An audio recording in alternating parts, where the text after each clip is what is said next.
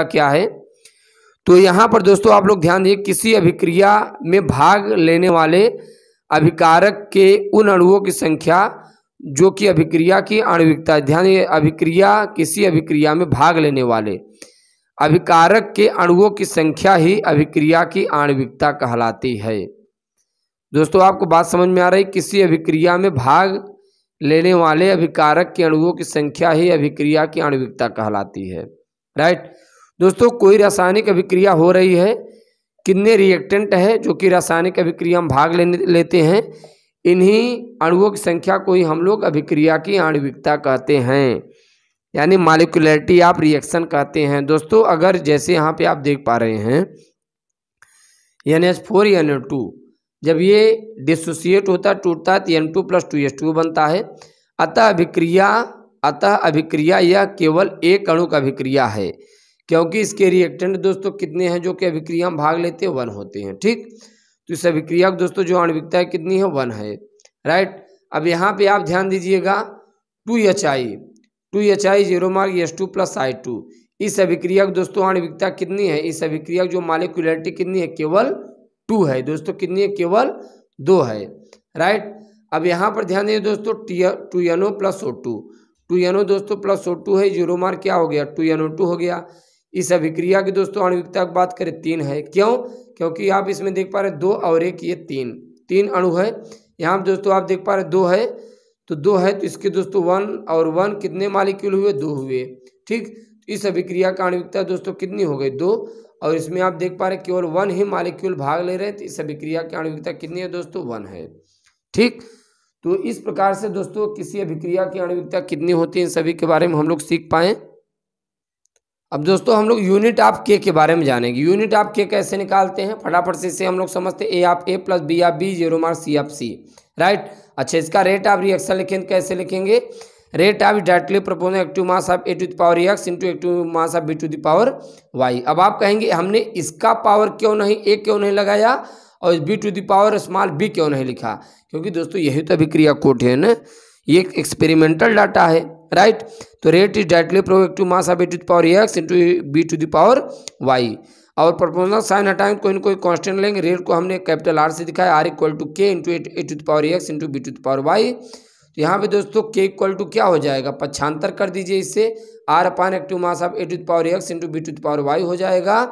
और दोस्तों इसका जो यूनिट होता है कंसंट्रेशन क्या होता है, मोल पर लीटर पर समय होता है। दोस्तों इसका यूनिट क्या होता है, इसका यूनिट दोस्तों active mass of A concentration है mole per litre to the power X, और इसका unit mole per litre to the power Y, दोनों को जोड़ेंगे तो मोल पर लीटर X + Y हो जाएगा। क्या दोस्तों इस वैल्यू को हम ऐसे नहीं लिख सकते, मोल पर लीटर इंटू टाइम। ठीक, मोल पर लीटर इंटू टाइम, क्योंकि यहाँ पर ये जो दोस्तों आप देख पा रहे हैं क्या है, R है। R यानी दोस्तों क्या है, वेग का मात्रा क्या होता है, मोल पर लीटर पर समय होता है। ठीक, तो वही यहाँ पर दोस्तों मोल पर लीटर पर समय है, तो मोल पर लीटर इंटू टाइम है, और ये वाला यूनिट हमने यहाँ लिखा mole per litre to the power X + Y। Right, अब दोस्तों यहाँ पर ध्यान K = क्या है, mole per litre to the power 1 into time inverse, क्या हुआ दोस्तों, टाइम इनवर्स हो गया, और यहाँ पर दोस्तों 1/, मोल पर लीटर, और X + Y को हमने जोड़ दिया तो N हो गया, तो इसे हमने जोड़ दिया, ये N के इक्वल है, तो 1/, mole per litre to the power N है।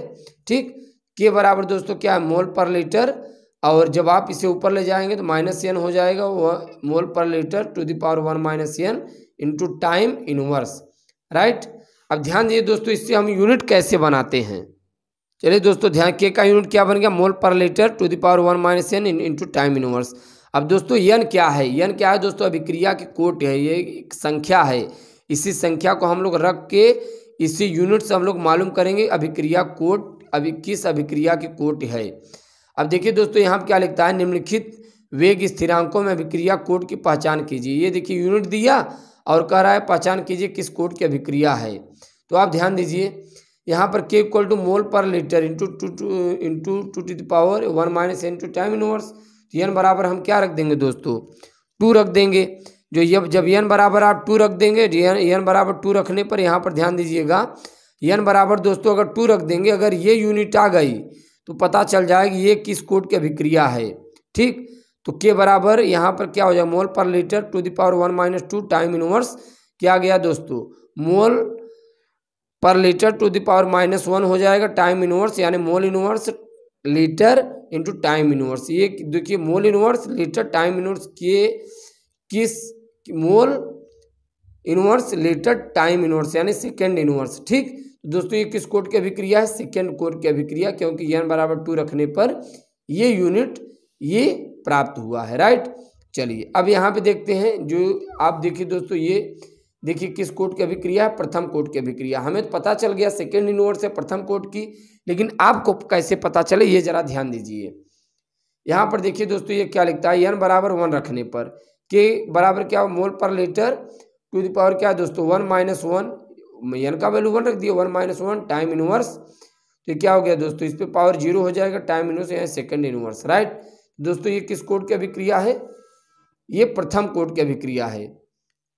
तो इस प्रकार से दोस्तों हम लोग सीख पा रहे हैं ये किस कोड की अभिक्रियाएं होती हैं। कोई अगर दिया हो तो ये आप कैसे इस यूनिट के आधार पर निकाल सकते हैं किस कोड की अभिक्रिया है। और दोस्तों यदि आप हमारे चैनल पर नए हैं, चैनल को सब्सक्राइब कीजिएगा। इसके बाद हम लोग अगले वीडियो लेक्चर में मुलाकात करेंगे। Thanks for watching, thanks lot, धन्यवाद।